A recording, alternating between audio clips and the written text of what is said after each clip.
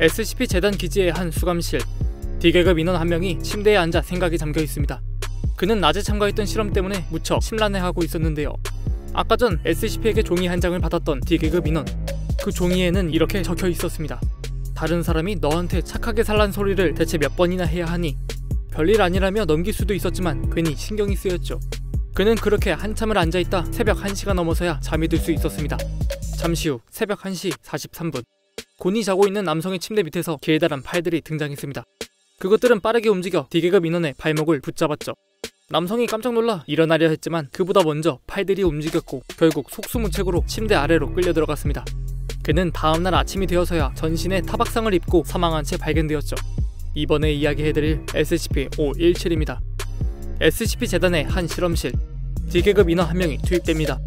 이곳엔 SCP-517이 미리 준비되어 있었죠. 나무 부스 속 할머니 모형이 들어있는 SCP였습니다. 섬뜩한 모습에 흠칫 놀라는 D계급. 그 움직임을 감지한 것인지 불현듯 인형이 남성 쪽을 향해 돌아섰습니다. 이에 D계급이 불안에 떨며 이게 뭐냐고 소리를 지르고 있었죠.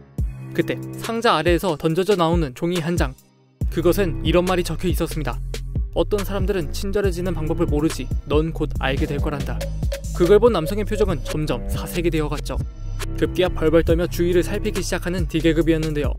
잠시 후 재단 직원들이 들어와 SCP-517을 가지고 나갔고 그때도 남성은 실험실에서 나가지 못했습니다. 덩그러니 혼자 남겨진 D계급 인원. 그렇게 시간이 흘러갔습니다.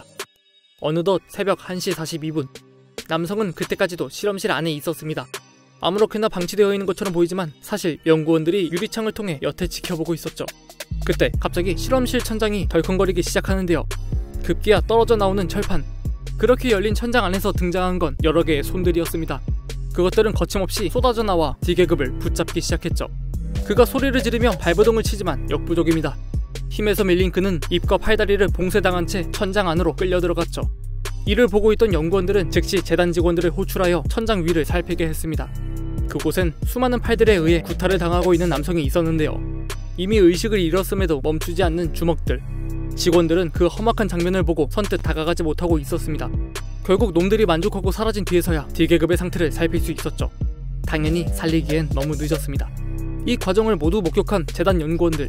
그들은 SCP-517의 특성을 좀 더 알아내야 할 필요가 있었습니다. 그래서 진행된 다음 실험. 저 손들이 대상을 끌고 가지 못하게 막는다면 어떨까? 재단 연구원들이 곧바로 실험에 착수했습니다. 빠르게 진행되는 실험. SCP-517이 다시 설치되었고 그곳에 다른 D계급이 들어와 종이를 받아냈죠. 그 종이엔 뭔가 실수를 한 것 같구나. 세상엔 용서받지 못하는 잘못도 있다는 걸 알고 있니? 라고 적혀 있었습니다. 마치 D계급이 했던 잘못을 알고 있다는 듯한 뉘앙스. 이 남성 또한 찔리는 구석이 있는지 표정이 쏙 좋아 보이지 않았죠. 그렇게 시간이 흘러 어느덧 새벽 1시 43분. 어김없이 사건이 발생했습니다. 이번엔 환풍구가 덜컹거리기 시작. 순식간에 여러 개의 팔들이 튀어나와 D계급을 붙잡았죠. 하지만 이번엔 혼자가 아닙니다. 칼을 빼들고 기괴한 팔들을 공격해 나가는 D계급 인원들. 그들은 성공적으로 손들을 제거해 나갔습니다.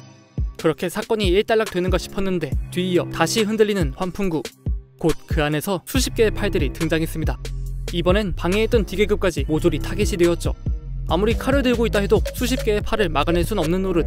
결국 모두 환풍구 안으로 끌려 들어가 흠씬 두들겨 맞고 생을 마감당하는 것으로 이번 실험도 끝이 났습니다. 이후 몇 가지 실험이 더 있었으나 모두 같은 결과를 낳았고 결국 재단은 SCP-517을 격리실에 보관하기로 했죠. 그런데 517을 옮기던 과정에서 천막이 벗겨지는 사건이 발생했습니다. 이에 옆에 있던 마일 박사가 SCP-517의 타겟이 되어버렸죠. 큰일이었습니다. D계급도 아닌 재단의 박사라니. 결국 재단은 마일 박사를 지키기 위해 방어작전을 펼치기로 했죠. 그를 헬기에 태워 공중에 띄운 다음 나머지 요원들이 녀석의 손들을 제거해가는 작전이었습니다.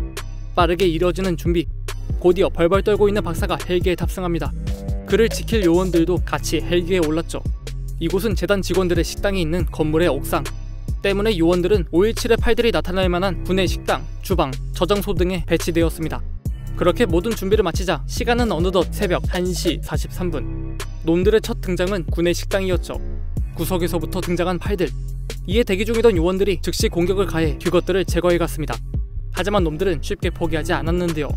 나타나고 또 나타나고 급기야 벽까지 부수며 등장하는 놈들. 요원들은 점점 힘에 부쳐가고 있었습니다.